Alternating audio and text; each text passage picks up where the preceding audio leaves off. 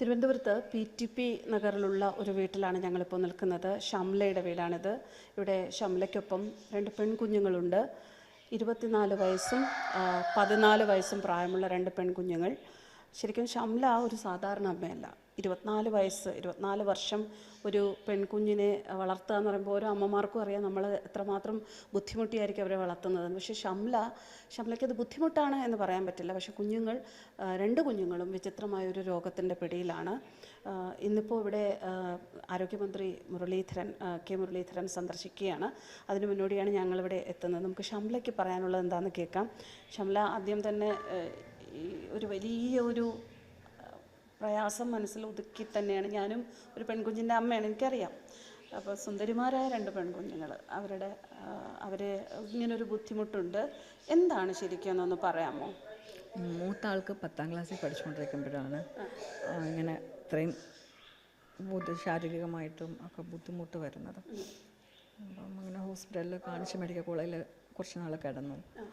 അപ്പോൾ മരുന്നൊന്നും കണ്ടുപിടിച്ചില്ല, അസുഖവും കണ്ടുപിടിച്ചില്ലായിരുന്നു. പിന്നെ മെഡിക്കൽ കോളേജിൽ നിന്ന് ശൈലജ ടീച്ചറിൻ്റെ വീക്കെയർ പദ്ധതിയിൽ പെടുത്തിയിട്ട് അമൃതയിൽ ഒരു 2.5 ലക്ഷം രൂപയൊക്കെ അടച്ച. അന്ന് മുതൽ അമൃതയിലായിരുന്നു ട്രീറ്റ്മെൻറ്റ്.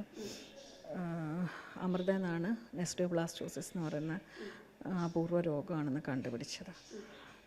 പിന്നെ കുറേ ആയിട്ട് ട്രീറ്റ്മെൻറ്റൊക്കെ ആയിരുന്നു. പിന്നെ മോളുടെ സർജറി കിംസിലായിട്ടാണ് സർജറി കഴിഞ്ഞത്. മൂത്ത മോളുടെ പാൻക്രിയാസ് മാറ്റി, ഫുള്ളായിട്ട് റിമൂവ് ചെയ്ത് മാറ്റി സർജറി കഴിഞ്ഞതാണ്. എന്നിട്ടും വീണ്ടും ആ 5% അതിൽ നിന്നൊക്കെ വീണ്ടും ഷുഗർ ഇങ്ങനെ വന്നിട്ട് കുറഞ്ഞ് പോകുന്നൊരവസ്ഥയായിരുന്നു. മാസം 3.5 ലക്ഷം രൂപയോളം മരുന്നിന് വേണമായിരുന്നു. അപ്പോൾ പലരും ഇങ്ങനെ സഹായിച്ച്, ഒരുപാട് പേര് മീഡിയ ചെയ്തും ഒക്കെ ആയിട്ട് ഒരുപാട് പേരുടെ സഹായം കൊണ്ടാണ് മൂത്ത മോളുടെ ട്രീറ്റ്മെൻറ്റ് നടന്നുകൊണ്ടിരുന്നത്. ആ സമയത്താണ് ചെറിയ മോൾക്ക് വയ്യാതാവുന്നത്. അപ്പം അത് മൂത്ത ആൾക്ക് ഇങ്ങനെ ആയതുകൊണ്ട് തന്നെ പെട്ടെന്ന് തന്നെ ചെറിയ മോളുടെ ഇത് കണ്ടുപിടിച്ചു. അപ്പോൾ തന്നെ ട്രീറ്റ്മെൻറ്റൊക്കെ ഇതായി. മോൾക്ക് ട്രാൻസ്പ്ലാന്റ് കഴിഞ്ഞു ചെന്നൈയിൽ വെച്ചിട്ട്. ഇവർ രണ്ടാളും ഏത് സമയം ഇങ്ങനെ കിടക്കായിരിക്കും? അവർ എണീറ്റിരുന്ന് അവരുടെ മറ്റു കാര്യങ്ങളൊന്നും ചെയ്യാൻ അവർ ആക്റ്റീവ് ആയിരിക്കില്ലേ? എപ്പോഴും ആക്റ്റീവ് ആയിരിക്കത്തില്ല. 2 ദിവസം ഒന്ന് എഴുന്നേറ്റ് നിൽക്കാനോ അല്ലെങ്കിൽ നടക്കാനോ അവരുടെ കാര്യങ്ങൾ ചെയ്യാൻ പറ്റിക്കഴിഞ്ഞാൽ പിന്നെ കിടപ്പിലാവും. മോൾക്കൊന്ന് ജസ്റ്റ് ഒന്ന് നടന്നാൽ പോലും കാലിൽ നീര് കാര്യങ്ങളൊക്കെ ആയിട്ട് ബോഡി പെയിനൊക്കെയാണ് അവർക്ക്. അതുകൊണ്ടാണ് പിന്നെ ഈ ഷുഗർ കുറയുമ്പോൾ ഉണ്ടാകുന്ന 40, 30, 50 അങ്ങനെയൊക്കെയാണ് ഷുഗറിൻ്റെ ലെവൽ. ഡോക്ടേഴ്സ് എന്താ പറയുന്നത്? നമുക്കിത് പൂർണ്ണമായിട്ടും ക്യൂർ ചെയ്യാൻ പറ്റുമോ? ട്രാൻസ്പ്ലാന്റ് ചെയ്താൽ, അപ്പം മോളുടെ ട്രാൻസ്പ്ലാന്റ് കഴിഞ്ഞതാണ്. അപ്പോൾ അയാളെല്ലാം ചെറിയ മോളുടെ, അപ്പം മൂത്ത മോൾക്കും അതുപോലെ ട്രാൻസ്പ്ലാന്റ് ആണെങ്കിൽ നോക്കാം. ഇപ്പോൾ ചെറിയ മോൾക്ക് എന്തൊക്കെയാണ് മാറ്റങ്ങളുള്ളത്? ഈ ട്രാൻസ്പ്ലാന്റ് കഴിഞ്ഞതേ ഉള്ളൂ. ഒരു ശുഭപ്രതീക്ഷയിലാണ് അല്ലേ? ആണ്. പിന്നെ അത് അറിയാലോ, ട്രാൻസ്പ്ലാന്റ് ചെയ്ത് കഴിഞ്ഞിട്ടുണ്ടാകുന്ന ബുദ്ധിമുട്ടുകൾ അതിലിങ്ങനെ പോകുന്നുണ്ട്. ഒറ്റയ്ക്കാണ് ജീവിതത്തിൽ അല്ലേ? സഹായിക്കാൻ കുടുംബത്തിൽ ആരുമില്ല.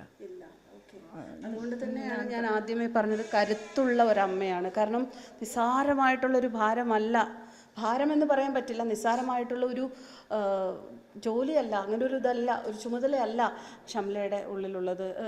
ഇന്നിപ്പോൾ ആരോഗ്യമന്ത്രി സന്ദർശിക്കാനിരിക്കുകയാണ്. ഇങ്ങനെ പ്രതീക്ഷയോടെയാണോ കാണുന്നത്? വളരെ പ്രതീക്ഷയോടെയാണ് കാണുന്നത്. കാരണം എൻ്റെ കുഞ്ഞുങ്ങൾക്ക് പഠിച്ച് വലിയ ആൾക്കാരാകണം എന്നുള്ളതാണ്. ഞാൻ അതിന് വേണ്ടിയിട്ടാണ്, വേറെ ഒന്നും സമ്പാദിച്ചില്ലല്ലോ, അവർക്ക് വിദ്യാഭ്യാസം കൊടുക്കണമെന്ന് പറഞ്ഞിട്ടാണ് ഞാൻ ഇരുന്നത്. അപ്പം മോള് ഇത്ര വയ്യാഴികയിലും ഒരുപാട് വയ്യാഴികയായിട്ടാണ് കഴിഞ്ഞ പ്രാവശ്യം നീറ്റ് എഴുതിയത്. പഠിച്ച് നീറ്റ് എഴുതി. അപ്പം അവരുടെ എന്താ പറയുക, അവർ ആ കുഞ്ഞിന് പ്രതീക്ഷകൾ, അല്ലെങ്കിൽ എനിക്ക് അതിനോടൊപ്പം നിൽക്കാൻ പറ്റണം. അതിനെനിക്ക് ഒറ്റയ്ക്കിപ്പോൾ പറ്റണില്ല. ജോലി എടുക്കാൻ പോകാനോ ഒന്നും നമ്മൾ എന്തെങ്കിലും ഒരു കാര്യം ചെയ്ത് വരുമ്പോഴത്തേക്ക് പുറത്ത് പോയി ചെയ്യാനോ അല്ലെങ്കിൽ നമ്മളൊരു ഓർഡർ എടുത്ത് ഫുഡ് ചെയ്ത് കൊടുക്കാനോ ഒന്നും പറ്റുന്ന സാഹചര്യമല്ല. ചിലപ്പോൾ പെട്ടെന്ന് വയ്യാണ്ടായി കഴിഞ്ഞാൽ നമുക്ക് പോകണം. ഇപ്പോൾ കാറ്ററിംഗ് ആണോ ചെയ്യുന്നത്? കാറ്ററിങ് ചെയ്ത് കൊടുക്കുന്നുണ്ടായിരുന്നു. പക്ഷേ നമുക്ക് പറയുന്ന സമയത്ത് ചിലപ്പോൾ ഇവർക്ക് വയ്യാണ്ടാകുമ്പോൾ ഹോസ്പിറ്റലിലൊക്കെ എടുത്തുകൊണ്ട് പോകേണ്ടി വരുമ്പോൾ അത് മുടങ്ങിപ്പോവുകയാണ്. ഓക്കെ, എന്തായാലും ഇന്നിപ്പോൾ മിനിസ്റ്റർ വരുമ്പോൾ നിങ്ങൾക്ക് അനുകൂലമായ ഒരു സപ്പോർട്ട് നമ്മുടെ പുതിയ സർക്കാരിൻ്റെ ഭാഗത്തു നിന്നുണ്ടാകുമെന്ന് നമുക്ക് പ്രതീക്ഷിക്കാം. എന്നിട്ട് പിന്നെ കുഞ്ഞുങ്ങൾക്ക് ഈ സ്വപ്നങ്ങളെല്ലാം പൂവണിയാൻ അവർക്ക് സാധിക്കട്ടെ.